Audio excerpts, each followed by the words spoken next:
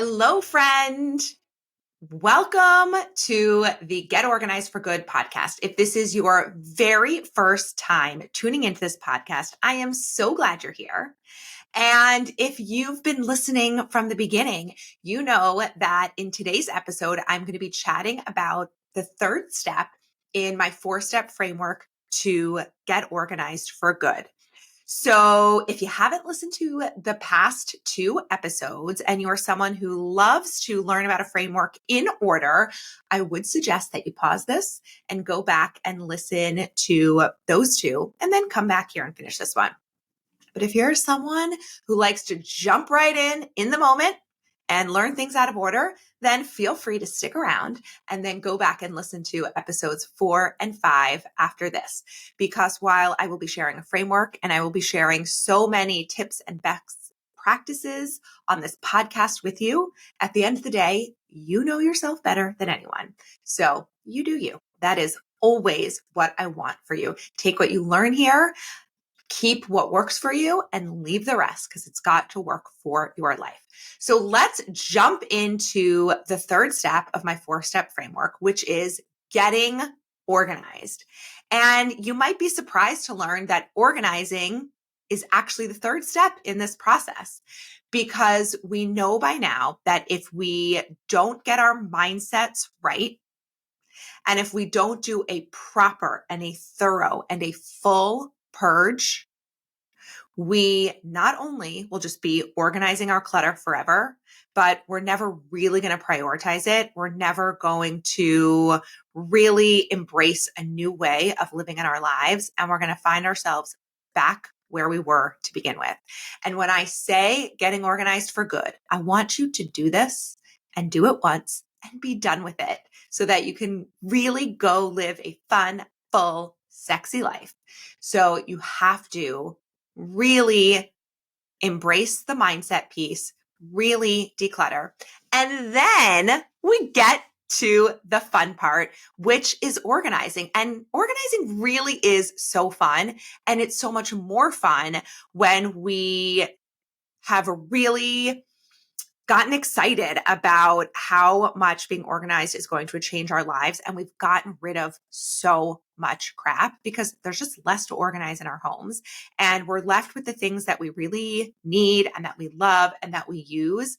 And we get to think about how creating systems is really going to set ourselves up for success. So when I say systems, when I say getting organized, these are just fancy ways of saying how we are going to set up our home, how we're going to set up our physical spaces, and how we are going to use them. Imagine how freaking sexy it feels when every space in your home is dialed in. And if you are going to have guests over at any moment, you don't have to clean up for them. This is the beauty of being organized. But I want to share what I think is a funny story with you. So one of my very best friends from college came to visit us when we had moved to the suburbs of Boston. We moved from New York City. He and his wife came to visit.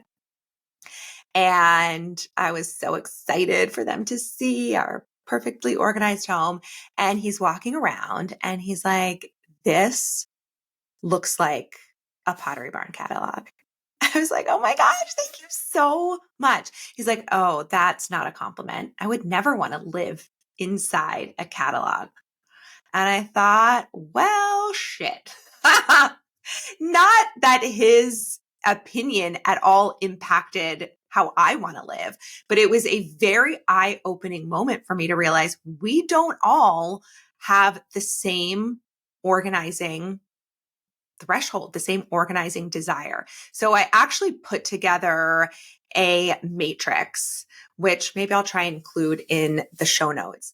But basically, we all have a different threshold for chaos. I have a very low threshold for chaos. I do not like to be around clutter. I do not like to see it. I don't like really loud noises unless I'm like out at a club in New York. And, we can get into how that stems from having a chaotic childhood, but we won't get into that in this episode. So I have a very low threshold for chaos, and I have a very high appetite for organizing. I think it's fun. I love it. So for me, living in a house that looks like a Pottery Barn catalog feels supremely peaceful.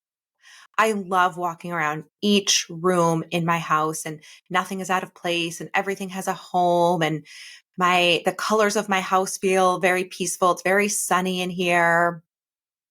But someone like my friend can walk into a space like that and feel stifled, feel almost like it's suffocating. So I'm sharing this with you because as you are embarking on this journey, I want you to feel empowered that you get to decide what your threshold is for you. Don't let the pictures of my house, don't let what you see on Instagram or Pinterest dictate that for you. Use it as information. It might be really helpful cues to you of what you like or what you love or what feels good. Or you may look at it and say, that is not for me.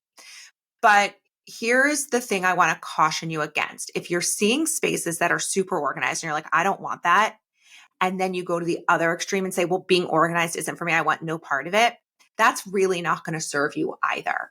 So really take a step back and get some data, get some information. Try setting up systems that feel super organized and see if that brings you calm and peace, and if it makes your life feel more streamlined. Or maybe you're someone that wants a more fluid system, that you have a general sense of where things go, but you don't want to use bins and baskets. You don't want to use labels. It really is up to you. So get some information, have fun with it before you make that determination. But just know that you get to decide what feels right for you. Now, there can be a complicating factor, which is if you are married or you have a partner and the two of you don't have the same threshold. And that's where some negotiation might need to happen. And in future episodes, we will delve more deeply into that. But the way that I like to think about this is if one person is much more impacted by their environment, that person may or may not want to be the one that has a little bit of a stronger pull in that decision there. Um, and have fun with this. Yes, bins and baskets are a piece of organizing, or folders. You know, I love beautiful labels. I love big labels, and I love them for two reasons. One, because I think they look pretty. But two, because it helps everyone in the family know where they want things to go. As you're thinking about your organizing aesthetic, also think about what is actually going to serve you. Are you someone that really likes to see everything you have at all times? If so, as you're setting up systems, be thinking about using clear or acrylic bins. If you are someone that doesn't want to feel like you're going to have to tidy everything inside a bin, you know what's inside it because you're going to label it, and opaque white bins or baskets are going to better match your aesthetic and better give you that outcome, then go for those. You get to decide, you get to have fun with it. And it's so funny. When my kids have friends over, they always comment on how organized our home is. And I think some kids say it because they would enjoy living that way, and some kids say it because they wouldn't. And it's been so interesting to see my kids grow up in a home that's so organized, and how they really now thrive in such organized spaces. And their default now is if they're feeling stressed about something, they'll ask me if I can help them declutter or purge or set up a new system as they're growing and their needs change. And it is extremely empowering to them to feel like they have a say, but they also have tools to help them feel like they can control their environment a bit more when so much is out of their control. So, as you are setting up systems and having fun with this, remember that each space in your home will require a different type of system, and it really has to match your lifestyle. We set up systems so that we can also create habits and routines that allow us to live in that space in a way that nourishes us and allows us to have that super fun life that we want. So, as you're thinking about setting up a laundry room or a laundry closet, for example, also be thinking about, okay, I've got this physical space set up, but what's my laundry schedule going to be like now? Now that I've got the space organized, now that it's somewhat more enjoyable to do laundry in it, when do I want to do laundry? When will that serve my needs? Or do I want to outsource some of that? I'm a big believer in outsourcing, which we will also dive deeper into in future episodes. So have fun with this. Know that you are in control. You get to decide. You get to decide what aesthetic you like. You get to decide what system is going to work for you. And it is really great to look at professional organizers and look at what other people are doing for ideas, but do not let them make the decision for you. Unless you're someone like me that's like, just tell me what to do. Just tell me what to do and I'll do it. There is a beauty in that as well, because it can be hard to make decisions. But know thyself, know what is going to serve you, and make your outer space reflect your inner beauty, because it really is so fun to be able to live in a house that feels streamlined and beautiful and organized. And remember the example that I shared with you in the past episode about my messy drawer inside?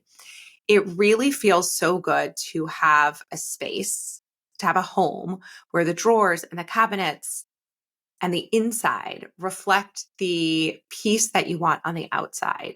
And I have found that through this process of organizing our physical, tangible belongings, it is a gateway into really being able to do that inner work for ourselves to figure out what we need on the inside to make us happy.